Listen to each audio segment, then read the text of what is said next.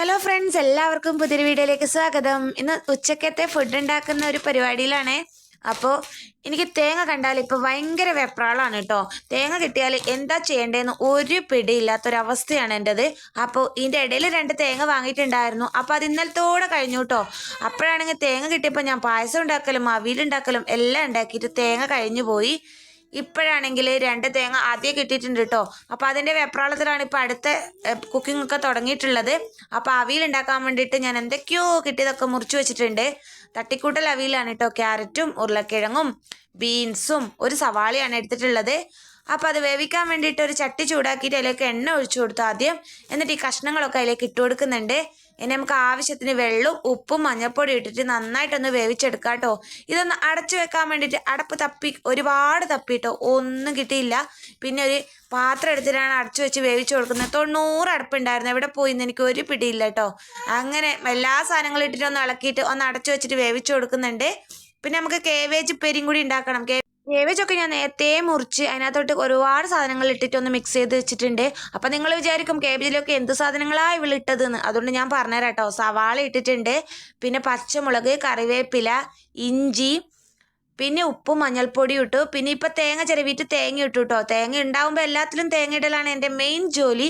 അപ്പോൾ തേങ്ങയും കൂടിയിട്ട് നന്നായിട്ടൊന്ന് ഞമണ്ടി വെക്കുന്നുണ്ട്. ഇപ്പം തന്നെ നല്ല സ്മെല്ല് വരുന്നുണ്ട് കേട്ടോ. ഇടയ്ക്കിടയ്ക്ക് നമ്മൾ അവിലിൻ്റെ കഷ്ണങ്ങളും ഒന്ന് ഇളക്കി കൊടുക്കുന്നുണ്ട്. ഞാൻ ഇത്രയും വെള്ളം കൂട്ടിയത് നന്നായിട്ട് വേവിച്ചെടുക്കാൻ വേണ്ടിയിട്ടാണ്. കുക്കറിലൊക്കെ ആകുമ്പോൾ നമുക്ക് വെള്ളം വേണ്ടല്ലോ. അപ്പോൾ ഇതിനകത്ത് ഞാൻ ഇത്തിരി വെള്ളം ഒഴിച്ചു കൊടുത്തു, എന്നാലേ നന്നായിട്ട് വെന്ത് കിട്ടത്തുള്ളൂ കേട്ടോ. വെന്ത ശേഷം ആറിയ ശേഷം മാത്രമേ ഞാൻ അതിലേക്ക് തേങ്ങയൊക്കെ അരപ്പ് ചേർക്കത്തുള്ളൂ. ഇനി നമുക്ക് അവിലിനുള്ള തേങ്ങയും കൂടി ചിരവിയെടുക്കാം.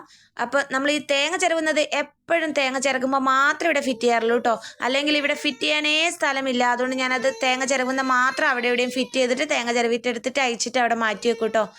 അങ്ങനെ നമ്മൾ തേങ്ങ ചിരവലൊക്കെ കഴിഞ്ഞു. അതൊക്കെ അഴിച്ച് മാറ്റി വെച്ചിട്ട് നമ്മൾ കേബേജ് ഉപ്പേരി ഉണ്ടാക്കാൻ തുടങ്ങുകയാണ്. അതിന് വേണ്ടിയിട്ട് ഒരു പാൻ വെച്ച് കൊടുത്തിട്ടുണ്ട്. പാൻ ചൂടായാൽ എണ്ണ ഒഴിച്ചു കൊടുക്കുക. പിന്നെ കടുക്, പരിപ്പ്, വറ്റൽ മുളക്, കറിവേപ്പില എല്ലാം ഇട്ട് കൊടുത്ത് നന്നായിട്ടൊന്ന് മിക്സ് ചെയ്തെടുക്കുന്നുണ്ട്.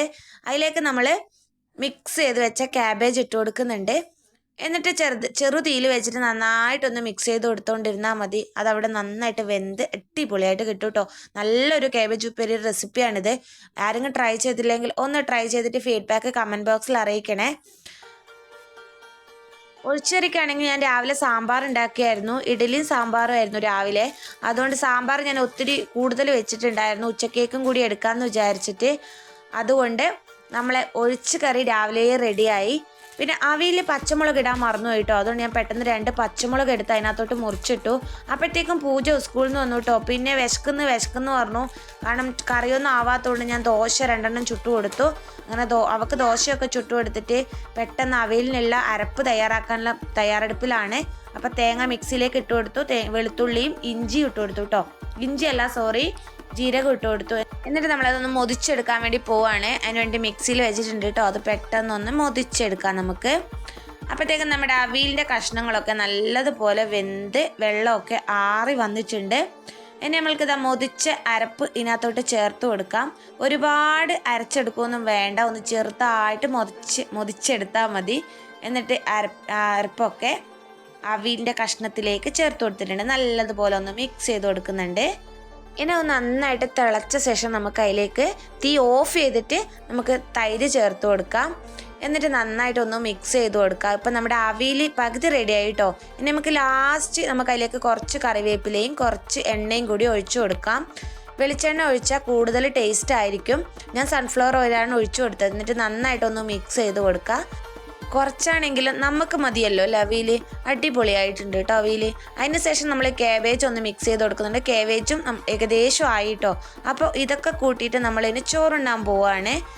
ചോറാണെങ്കിൽ ഞാൻ നേരത്തെ വെച്ചിട്ടുണ്ടായിരുന്നു. അപ്പോൾ ചോറും സാമ്പാറും അവിയലും കേബേജ് ഉപ്പേരിയും അച്ചാറും പോരെയല്ലേ ഇത്ര അടിപൊളിയായിരുന്നു കേട്ടോ. വീഡിയോ ഇഷ്ടപ്പെട്ടാൽ ലൈക്ക് ചെയ്യണേ.